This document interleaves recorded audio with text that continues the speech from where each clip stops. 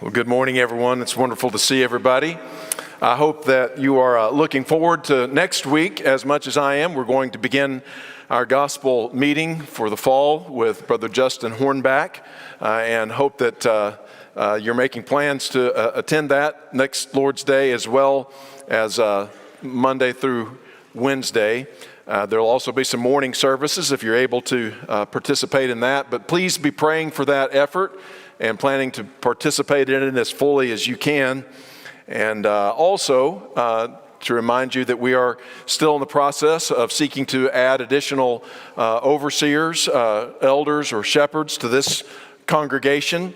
And we've entered into the second of 3 phases of that. We have collected all of the names of those men who have been put forward by the congregation as potential elders, and now the current elders are meeting with each of those men individually and talking and praying with them about whether or not they want to continue in that process and have their names put before the congregation in a few weeks. So please continue to pray for all of that, and at the end of the day that we will have the men that the Lord would have us to have leading this congregation into the future. And we are continuing to talk, Jarrett and I, on Sunday mornings, mostly about things that have to do with leadership. Not necessarily this morning eldership per se, though it certainly applies to anyone who would aspire to the office of an elder.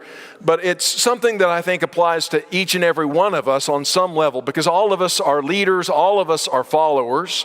We're all following someone, we're all leading someone. You may only be leading your siblings, your younger brothers and sisters, or you may be a leader on your team at school, or you may be a leader in some team at work, or a boss, or a business person who owns a company and strives to lead others in that way, or perhaps as a teacher, or in some other professional way you're a leader.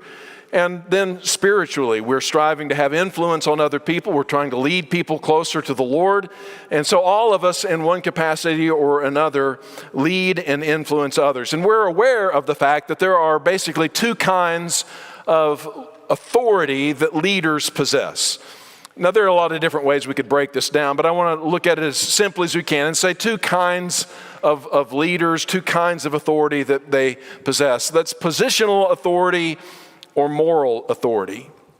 Now, the best of all worlds is where those 2 things align, where the person who is an authority over you is also a person of great character and competence and concern.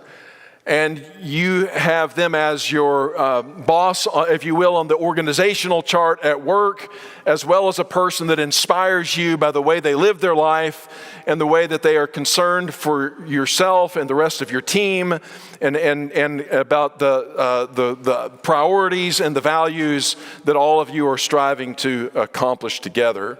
That's the ultimate idea. But we're also familiar, perhaps most of us at one time or other have been in a situation where somebody was in a position of leadership over us, and they lacked maybe competence. They just didn't know what they were doing. They were just there because they were the owner's son or something like that, and you just had to deal with the fact that somebody who didn't know what they were doing or what they were talking about was the person that you had to report to. And that's a pretty miserable situation to be in. And when you have a leader like that, whether it's because of a lack of competency or a lack of character, or maybe a lack of care that they have for you and the other people who are beneath them on the organizational chart, you know as well as I do that when that's the situation, you will follow that person, but only as far as the employee manual demands of you. And the moment that you punch out, the moment that you are not under this person's authority, you have no regard for what they have to say to you. You're not following them anywhere. They don't inspire you in the least possible way. And I think that's sort of what Jesus was talking about when he told his disciples, look, the Pharisees, they sit in Moses' seat. They occupy a position of authority. And so you need to recognize that. You need to do what they tell you to do.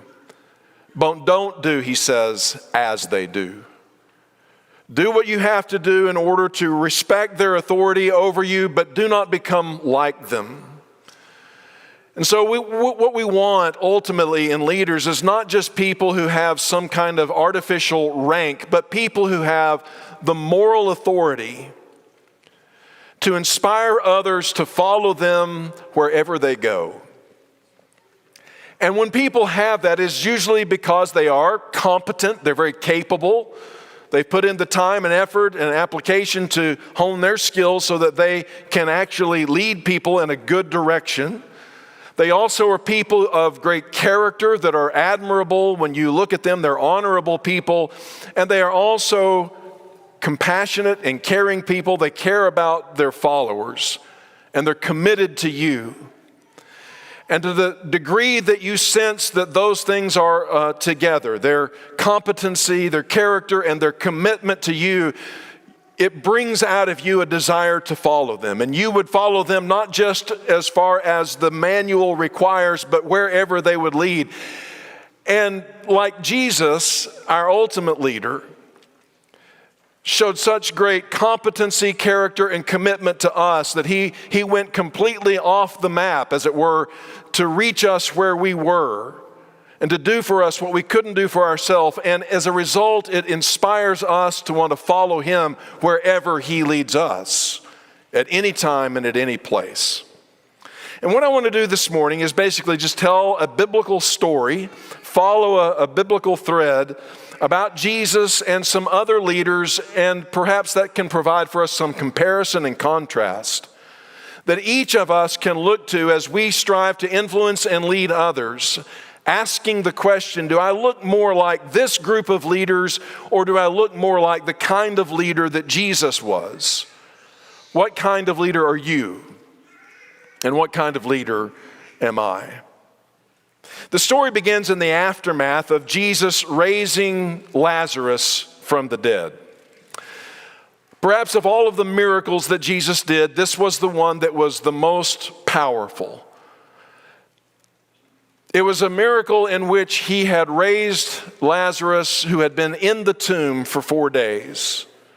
They had already had the funeral, they had embalmed the body, they had wrapped him up in the grave clothes, and he had been laid out in the tomb for 4 days before Jesus comes and calls him forth and raises him to life again. And there were all kinds of people who did not believe in Jesus, but when they saw the evidence, began to believe in Jesus. And as a result of that, we're told that some of those went to the Pharisees and told them what Jesus had done. We know, perhaps, I don't know exactly what their motivation was, but I'm imagining that they're thinking, we know that there's kind of an issue between the Pharisees and Jesus. And maybe if they were brought up to speed on what we have seen Jesus do, the power, the competency that this person possesses, maybe it would cause the Pharisees to take a closer look and to think about Jesus differently than they have up to this point. And so they tell the Pharisees, look, he has raised a man, I'm telling you, he was stone cold dead. We all saw it, perhaps some of us smelt it. And there is no question whatsoever that this man was dead. Jesus said, Lazarus, come forth. And the dead man came out of the tomb. And he is very, very much alive.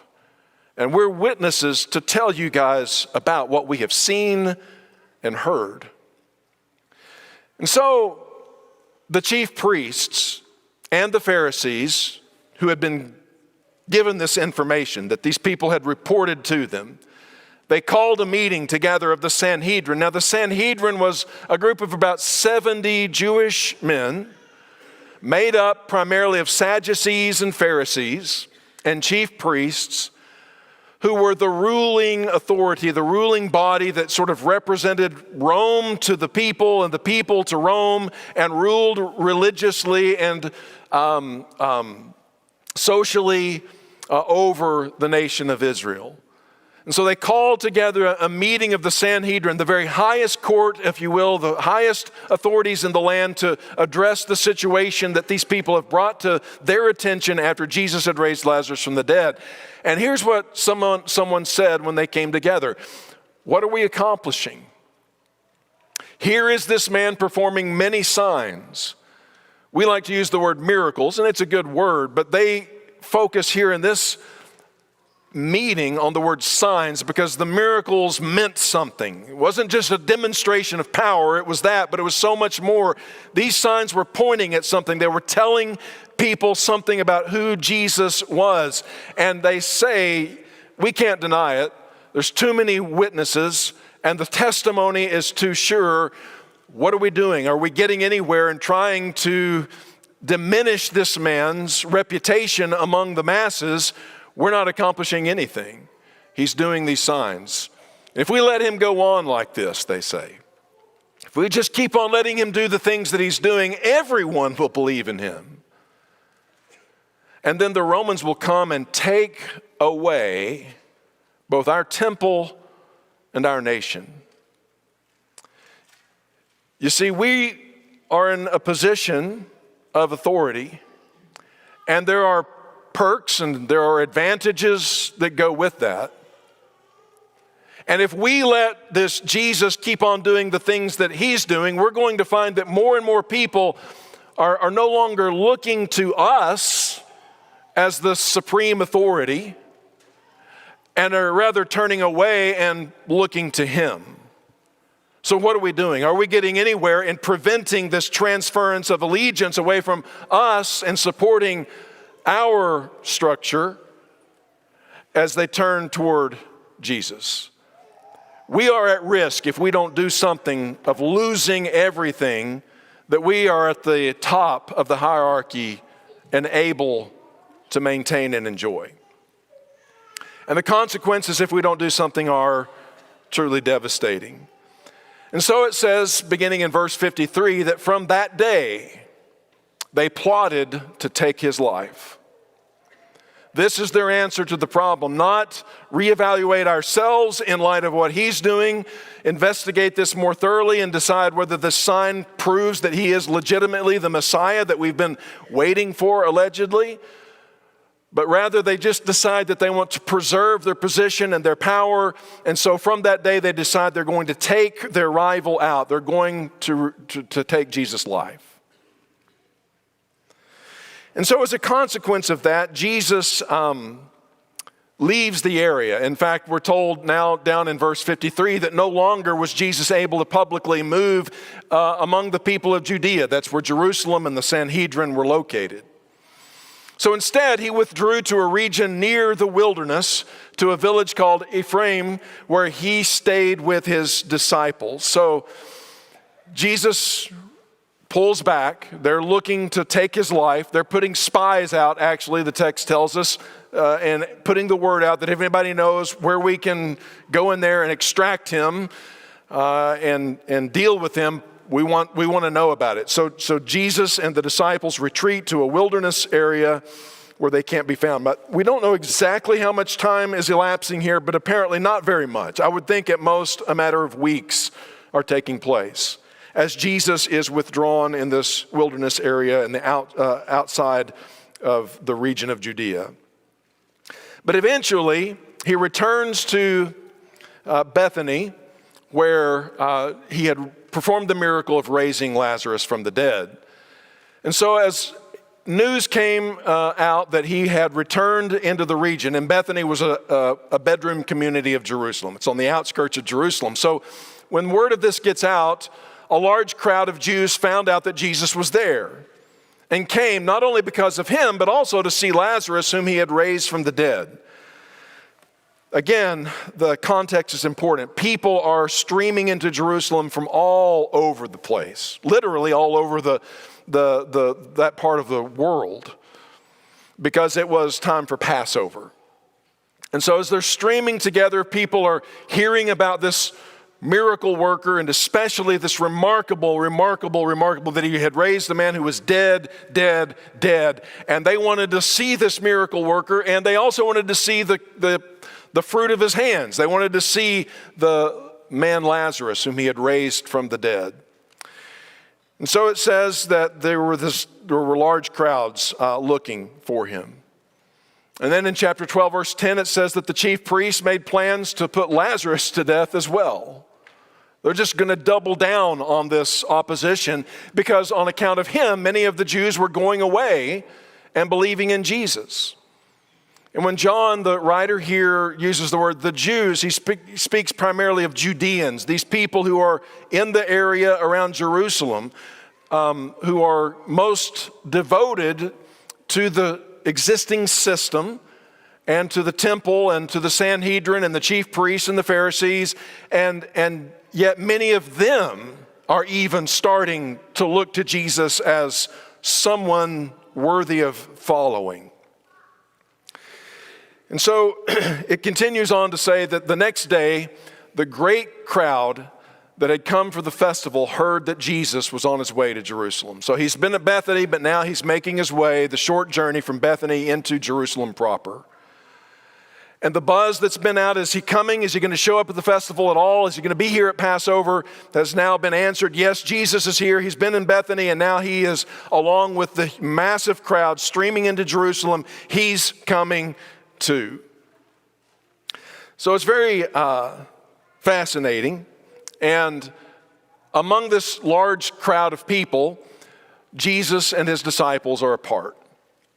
Now we're switching from that to the same stream of history, but to a different account now in the book of Mark, who gives some details that I want to focus on. What we saw with John sets the context.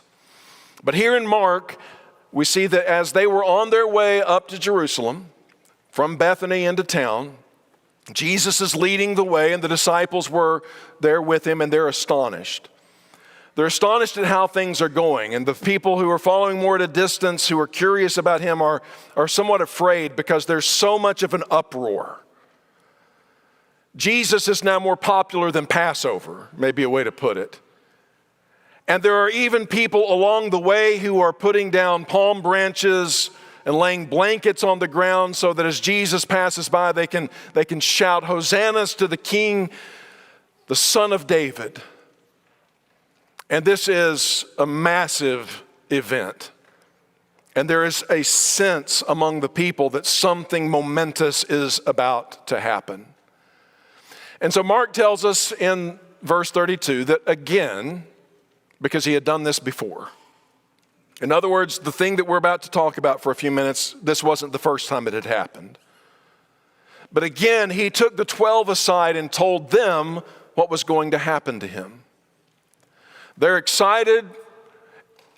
There is electricity and an energy about this event. They're coming into town, and Jesus says, "Hey guys, let's step outside of the main route here. I want to powwow with the 12 of you again, and I want to explain to you one more time something I've been telling you, and that's about what's going to actually happen when we get into Jerusalem." And he said, we're going to go up there, and the Son of Man, this is how Jesus refers to himself, the title that he most commonly refers to himself by. The Son of Man, speaking of himself in the third person, will be delivered over to the chief priests.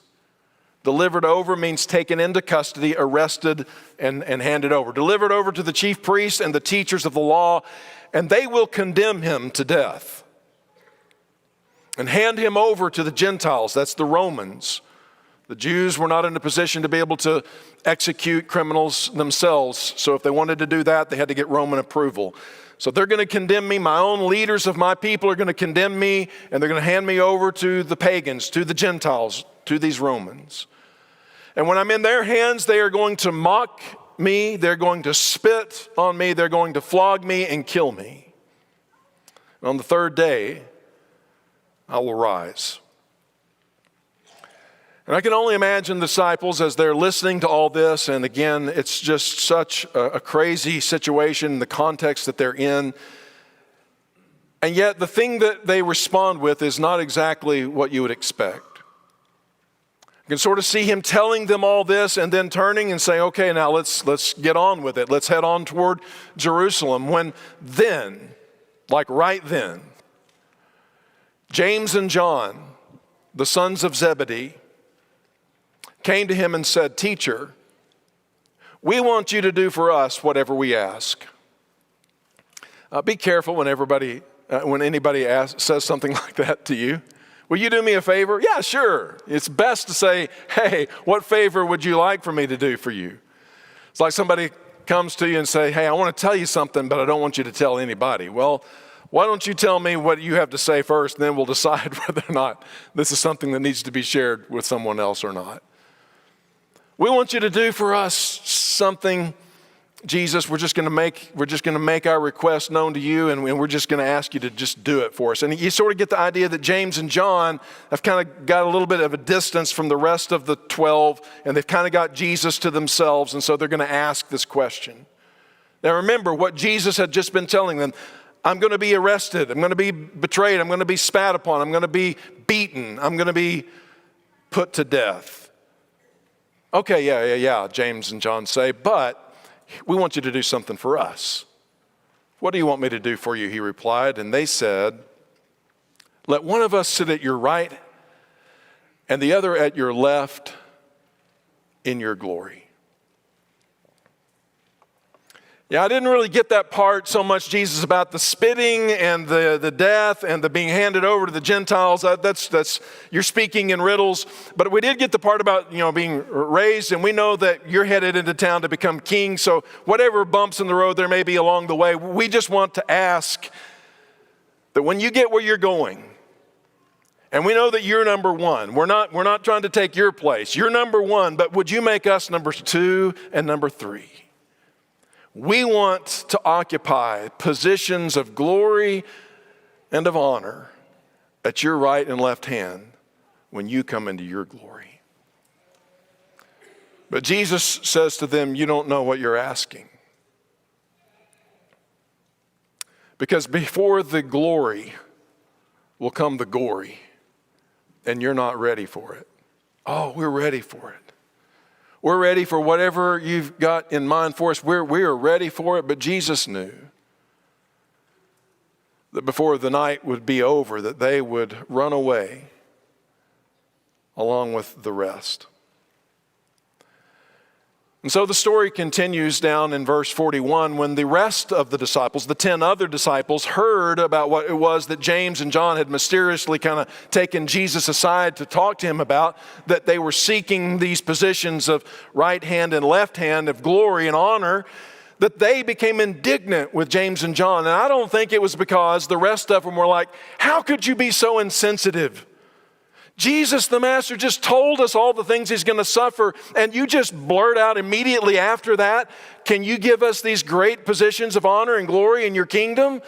I don't think that's the thing. I think they're indignant because they wanted those positions. And I'll be if James and John hadn't beat them to the punch and gotten there and asked for them ahead of them. And we know from other places in the biographies of Jesus in Matthew, Mark, Luke, and John that this was a continual refrain among the disciples. Who among them were the great ones? Who were the greatest among the disciples? And so Jesus calls them together and said, that's a second time now that he's stopping the progress on the way to Jerusalem to huddle with the disciples and have a little talk. The last one's where he explained to them what was going to happen to him. Now he says, I need to talk to you some more. And he says, you know that those who are regarded as rulers of the Gentiles lord it over them, and their high officials exercise authority over them. You know that. To which James and John and Peter and Andrew and all the rest of them look at Jesus and said, yeah, of course we know. We know how it works. We know how the system works. We know how the hierarchy works. And those who are at the top, the positions of 1 and 2 and 3, leverage those positions to get from those who are beneath them the things that they want for themselves. They work the system to maintain their power, to get the perks and the privileges that come with being at the top, and they use all of that, and that's where we want to be.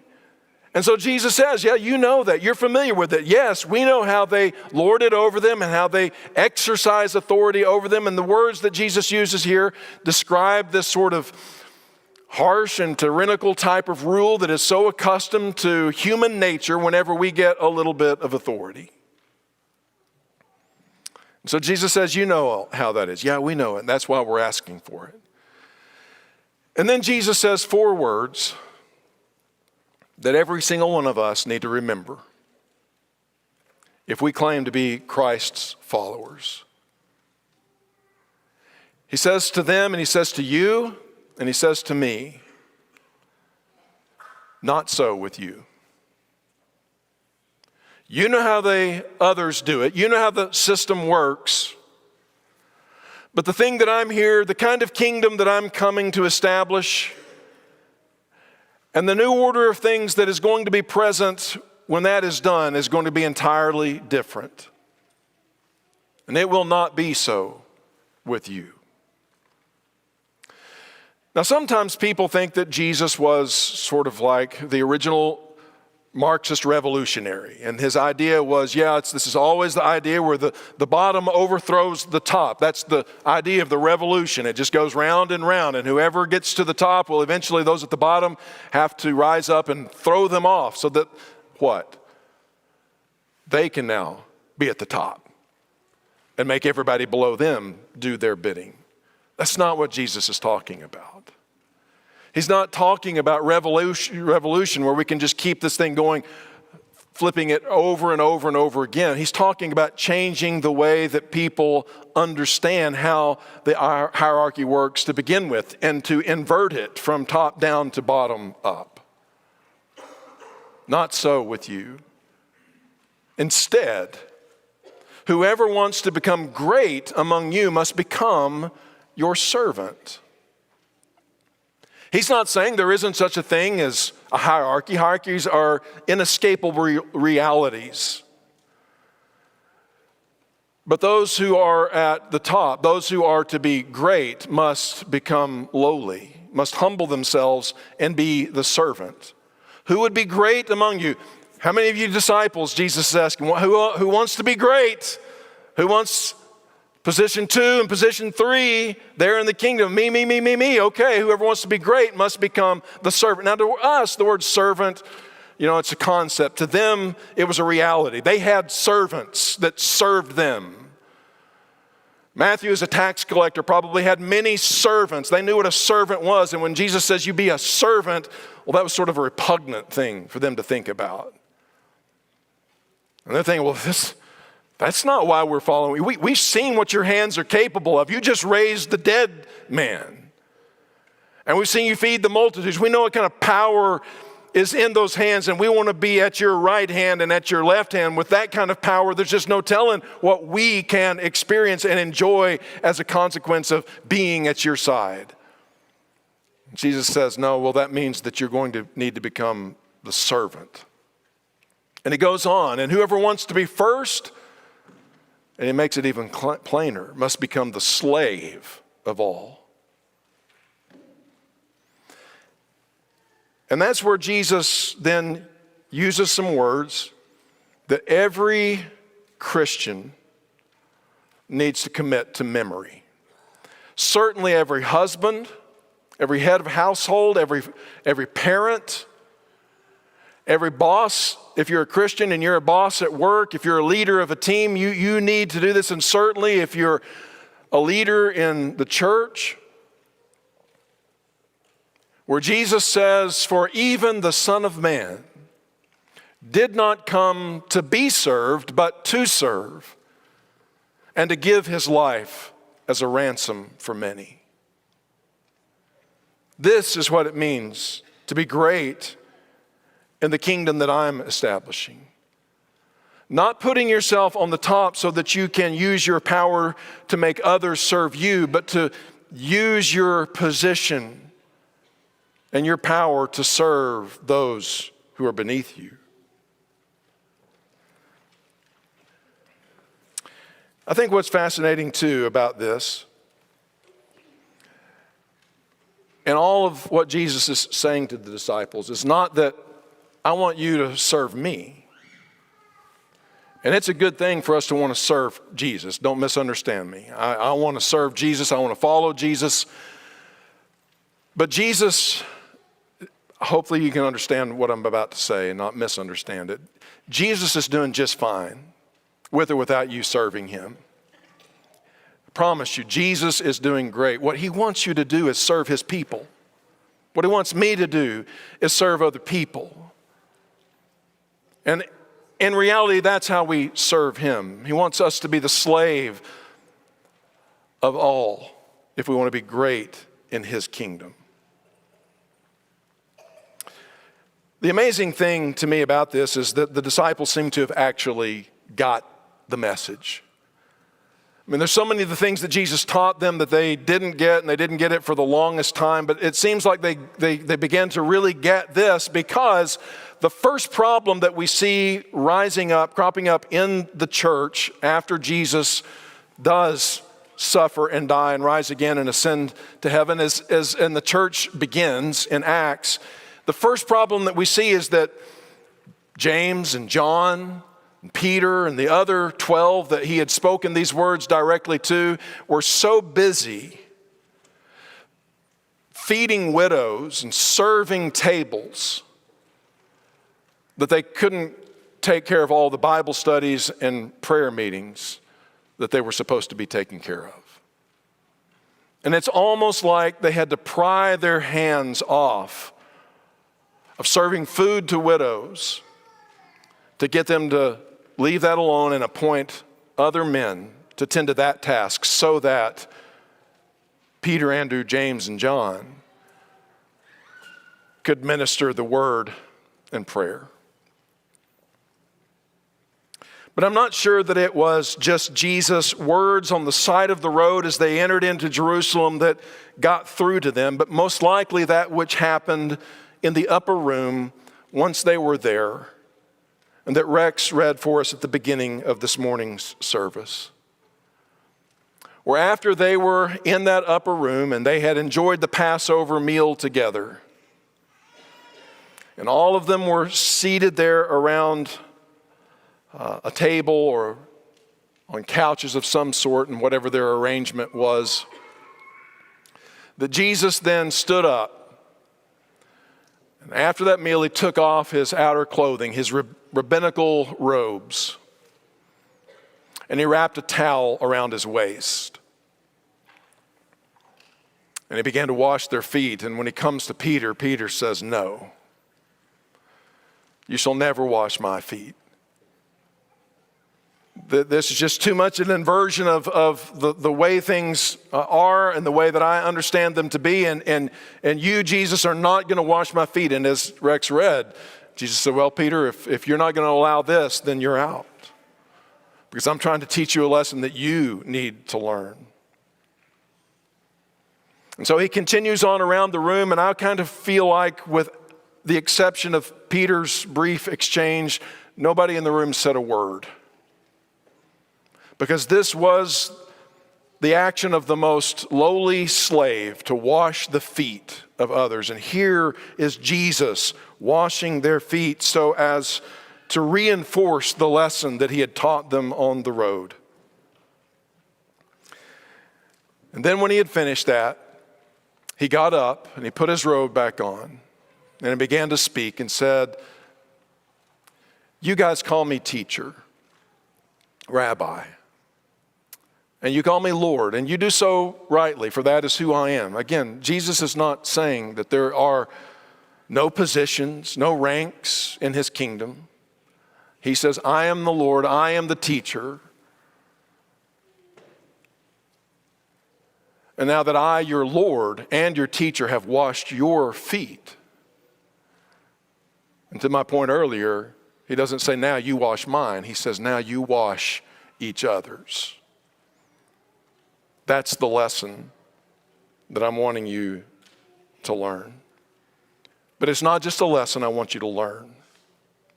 Because these are the kinds of lessons that Christians over the years can hear sermons like this, preach sermons like this over the years and say, yeah, I know all about that. What Jesus said, "I came not to be served, but to serve and give my life a ransom for many." He washed the disciples' feet. We're supposed to be servants of one another. I got that. I know that. And Jesus says, "Well, I've set you an example to do that, but now that you know these things, You'll be blessed if you do them. And throughout Scripture, the blessing is never in the knowing. The blessing is always found in the doing. And so when we learn to humble ourselves in whatever environment and in whatever arrangement we are talking about, and put ourselves in the position to serve those who are below us in power and position, to concern ourselves with their best interest, and to use our position to do that, we're following Jesus' example. And in it we find the blessing that he spoke of.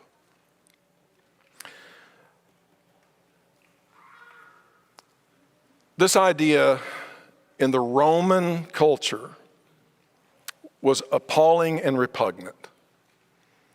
The Romans worshiped power, conquest, subjugation, and the goal of life was to get yourself to the top so that you could make those under you serve you.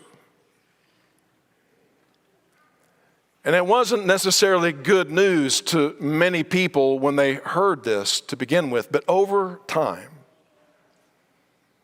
as people began to see this principle lived out in the lives of Jesus' followers, his disciples, it eventually became something that went from appalling to appealing and conquered the empire itself. And changed its values, and in many respects changed our values. At least today, I think it's something where we get this. We know that this is how it should be, and we'll give speech to it. But if the church wants to be appealing to the world again, then we must embody once more this teaching of Jesus, and all of us strive in a race to the bottom in the sense of seeking how we can use whatever we have to serve the other. How can I use my time, my attention, my energy, and my position to help you? I think that's the question that we want to come away with and begin to ask again in every arena and in every relationship of which you and I are a part. Learning to ask the question, what can I do to help you? How can I use what I have, whatever position, whatever authority, whatever power I have, how can I use that to help you? This, I believe, is what Jesus taught his disciples and would have all of us to do today. Well, if you're not a Christian, then the good news is that Jesus came to serve you. He didn't come to be served.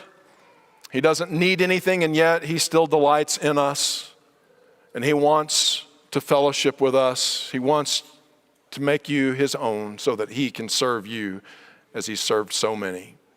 If you're willing this morning to come and name him as your Lord, and that would mean that you now also seek to become a servant of others, we would encourage you to come and put him on in baptism, your sins washed away, and begin this newness of life while we stand and sing to encourage.